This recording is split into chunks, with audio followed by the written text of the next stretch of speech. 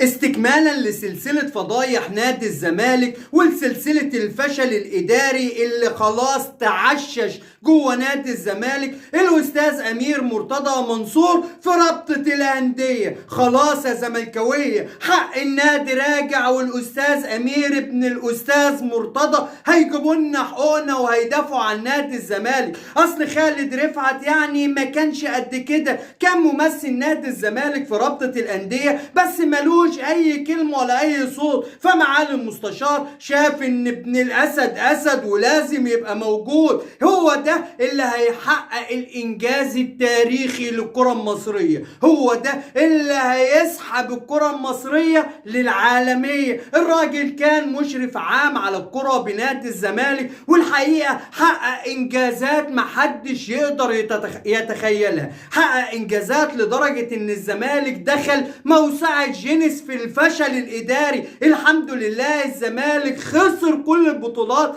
اللي دخلها، فالراجل شاف ان ابنه يستحق ان هو يدير الكرة المصرية، وان من اجل مصر ومصلحة مصر وعشان الراجل ده رجل دولة وبيحب البلد، شاف ان امير لازم يبقى موجود في رابطة الاندية. فنادي الزمالك رشح الاستاذ امير مرتضى منصور كمسؤول عنه داخل رابطة الأندية. لكن حصلت المفاجأة التاريخية، الأستاذ أمير مرتضى بيبعت جواب رسمي لرابطة الأندية يقول لهم أنا بعتذر عن الترشح. ليه يا ميرو؟ ليه يا قلب البابا بتعتذر عن الترشح؟ لا أنا زاهد المناصب يا أخوانا، أنا مش عايز منصب يشغلني عن نادي الزمالك. انا ما اقدرش اكون موجود في رابطة الاندية واسيب عشقي وحبي نادي الزمالك، اسيب بابا لوحده؟ يعني انتوا بتهرجوا يا اخوانا ولا ايه؟ انا وبابا في مكان واحد، يا بابا يجي رئيس لرابطة الاندية وانا معاه، يا بابا رئيس لنادي الزمالك وانا معاه. ويطلع معاه المستشار يقول ابني ظابط مستقيل يا بيه، انت وهو متعلمين بتوع المدارس. ابن رفض يكون في لجنة الأندية عشان زاهد الألقاب وزاهد المناصب زي بالظبط. الله عليك وتسلم ايديك ورجليك، فعلا هي دي الوطنية، انك تخدم الوطن وانت خارج المسؤولية، انك تكون بتخدم الكرة المصرية حتى وانت مالكش منصب. زي بالظبط كده معالي المستشار ما بيخدم نادي الزمالك بعد ما قال انه خارج المشهد وخارج الصورة، بس سبحان الله يا اخي ابنه اللي بيقود الملفات وهو اللي بيرشح وهو اللي بيعمل الاجتماع، بس احنا بره الصورة يا عم افندي، احنا ملناش علاقة خالص بالنادي ده. يعني انت عايزنا يعني نقول ان احنا اللي بنقود نادي الزمالك؟ طب احنا اللي بنقود بس احنا بره الصورة.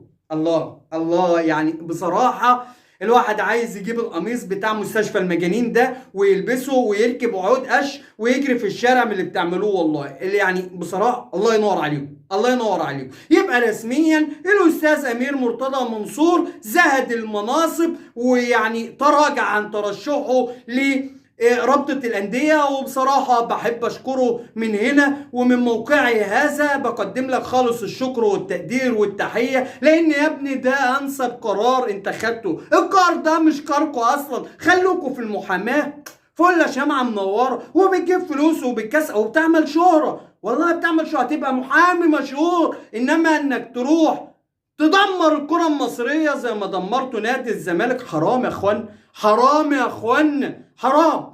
اما بالنسبة لمعالي المستشار اللي قال انا خارج المشهد ومليش علاقة، فالراجل بيسعى حاليا ان الزمالك ياخد قرض بقيمة 300 مليون جنيه مصري عشان يحل الازمة المالية الطاحنة اللي موجودة في نادي الزمالك. وبصراحة انا شايف ان ده الحل الامثل في الفترة دي، لان خلاص الزمالك اتجرف من كل موارده. المحلات الحمد لله اجرناها لسنة 2050 وصرفنا فلوسها، ما معناش فلوس ندفع غرامة يعني شيكابالا، ولا عارفين يعني نجدد للعيبة اللي عندنا، وبالتالي مش عارفين نعمل صفقات. فعشان نفتح القيد وعشان نعمل صفقات ونجدد للاعيبتنا لازم القرض. بس هنا كنت يعني قعدت شوية افتكر كلام معالي المستشار لما قعد يتريق على الكابتن محمود الخطيب بيبو واخد قرض ب 300 مليون. انا لو اموت مش هاخد قرض. يعني الناس دي مش عارف بتدير ازاي. اللي النادي اللي ياخد قرض ده رئيسه يرحل احسن. ما انت بتاخد قرض اهو يا معلم مستشار، يا معلم مستشار. ده حتى لما النادي الاهلي قدم على القرض الوزاره وافقت وقتي، انما لحد وقتنا لحد دلوقتي الوزاره بتدرس انها هتوافق ولا هترفض ان هي تساعد نادي الزمالك ان ياخد القرض. وده ليه؟ لان الوزاره شايفه ان الزمالك ما عندوش موارد، فهيسد القرض منين؟ ده هيلبس الوزاره في حيطه. يعني لو الوزاره وافقت ان الزمالك ياخد القرض ويكون ضامن لنادي الزمالك، بالتالي الزمالك طبعا مش هيدفع، لاننا احنا ما بندفعش فلوس، احنا ناخد ما بنديش. احنا الحمد لله نجيب اللعيب من هنا نلعبه ما نديلوش مستحقاته ونمشيه يروح يدفع علينا شكوى، نجيب المدير الفني من هنا ما نقبضوش نطفشه ويطفش يروح يشتكينا عشان ما خدش فلوسه. وبالتالي اتحاد الكره وراخر له فلوس، واتحاد اليد له فلوس، والزمالك يعني الحمد لله سمعتنا بقت لوز على ايد معلم مستشار. الله يبارك لك، الله يبارك لك. عشان كده الوزاره لسه بتدرس لحد دلوقتي الزمالك ياخد القرض ولا لا. اما بالنسبه لمحمد شريف المخيف اللي خوف كل الاهلاويه وعامل لهم رعب حاليا، محمد شريف رفض التجديد للنادي الاهلي وقال لهم بصوا كده على بلاطه، انا ماشي يعني ماشي، هتسيبوني امشي دلوقتي اهلا وسهلا، مش هتسيبوني انا في يناير يحق ليا امضي لاي نادي مجانا. انتوا شايفين ايه؟ طب يا شريف يا حبيبي نجدد. طب يا ابن الغالي نديك فئة أولى يا شريف، ده احنا عايزينك يا شرشر. قال لهم الشرط الوحيد ليا عشان أفضل في الأهلي إن انتوا تضمنوا لي إن أنا ألعب أساسي. فعملوا اتصال مع كولر من خلال الفيديو، والمترجم بتاعه قعد مع شريف وتواصلوا مع كولر. كولر قال له أنت عايز تمشي ليه يا شريف؟ قال له بصراحة كده أنا جاي لي 3 أضعاف الراتب اللي باخده من النادي الأهلي، انا ممكن اتنازل عن ده في حاله واحده، ان انت تضمن لي ان انا العب اساسي. قال له انا ما اضمنلكش ان انا نفسي اقدر العبك، لان يا شريف يعني اصول اللعب اساسي انك تكون افضل من الموجودين، انك تجيد الخطه اللي هيعتمد عليها المدير الفني، وده بتختلف من قدرات لاعب للاعب. وبعد ما خلص معاه الحوار قال للمترجم من الاخر كده شريف بايع النادي الاهلي وشريف ماشي. فعلا شريف هيبقى اول كوبري داخل النادي الاهلي، يعني الكوبري اللي بيتجهز لشريف ده حقيقي.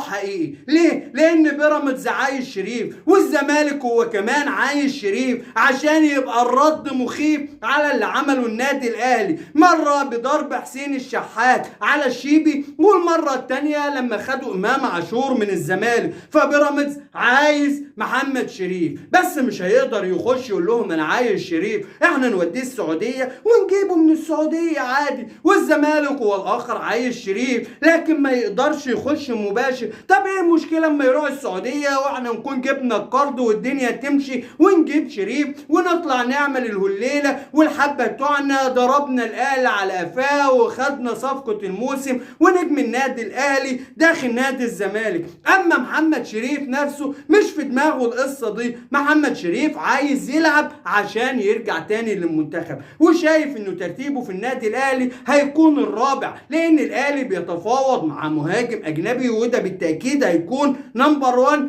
الثاني كهربا اللي متالق بصوره كبيره. الثالث صلاح محسن اللي احنا لسه مرجعينه، يعني معقوله هنبقى بنرجعه ومش هنلعبه. الرابع هيبقى محمد شريف، وشايف ان دوره في النادي الاهلي هيهمش والراجل عايز يلعب. عشان كده شريف مش هيرد على مسؤولين تاني في النادي الاهلي، قاعد في الساحل ومظبط دماغه 100 وهيرجع يخلص الامور الماديه وهيرحل على السعوديه، ومن بعدها يرجع على مصر في اول كوبري للنادي الاهلي. لحد هنا بتنتهي حلقتنا، ويا رب تكون الحلقه نالت اعجابكم، ويا رب نكون دايما عند حسن ظن سيادتكم. واللي لسه ما دعمش اخوه باللايك فضلا منك وليس امرا ادعم اخوك باللايك، واللي لسه ما اشتركش في القناه فضلا منك وليس امرا اشترك في القناه وفعل زر الجرس عشان يصلك كل جديد، وتكون واحد من افراد اسره ملعب افندينا.